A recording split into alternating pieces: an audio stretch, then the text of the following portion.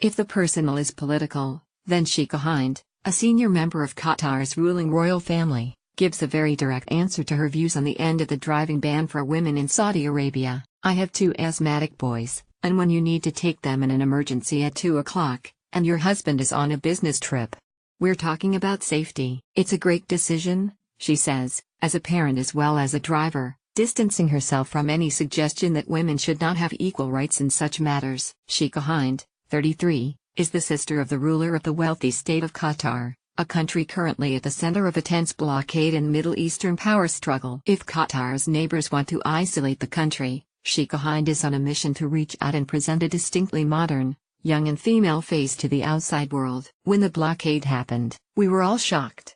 We didn't see it coming. And, speaking in London, she says she wants to counter perceptions of her country being an ultra-conservative Muslim state. Her own background is determinedly international, having been a student at Duke University in the United States, and at University College London in the UK. This exposed her to some of the narrow views held by young Westerners about the Arab world. When I was in America, I got a comment that I thought you lived in tents, she says. What I'd like people to understand is that we're as normal as you are. We might have different traditions and cultures, but that doesn't make us very different. We all want highly educated citizens.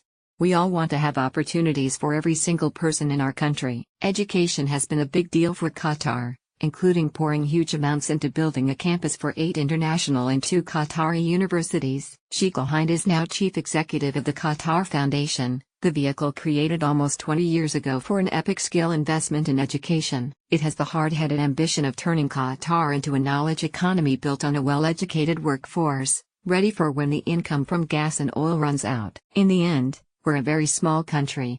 If we can make sure that the majority of our residents are educated, so that they can be active citizens, then we'll be satisfied. We still have a long way to go, but we've started. But education is about asking difficult questions. For instance, can students discuss the merits of democracy over an autocracy? I'm sure they have those debates, she says.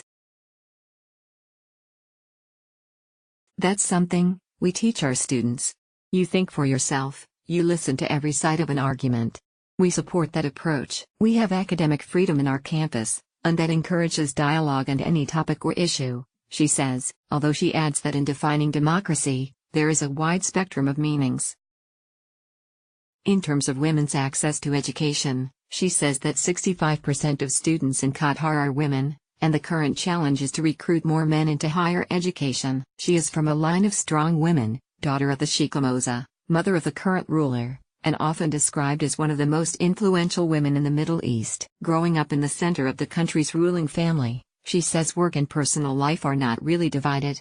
She is part of the next generation of Qatar's royal family, redefining the next stage of the country's development. This will mean investing even more in education, and finding better ways to motivate wealthy young people who have grown up without any hardship to spur them on. Sheikha Hind says she is looking to develop different types of school to raise standards, and to tackle the problem of motivation. The blockade has so far not stopped one of Qatar's biggest below-the-radar exports, education to some of the world's poorest countries and out-of-school refugees. Although Qatar has high-profile soft power projects, not least hosting the World Cup, its extensive funding for education, including under the Education Above All banner, has often been curiously hidden away. It's a very cultural thing. It's also rooted in Islam. If you donate money, you don't put your name on it, she said. We're not very good at taking credit.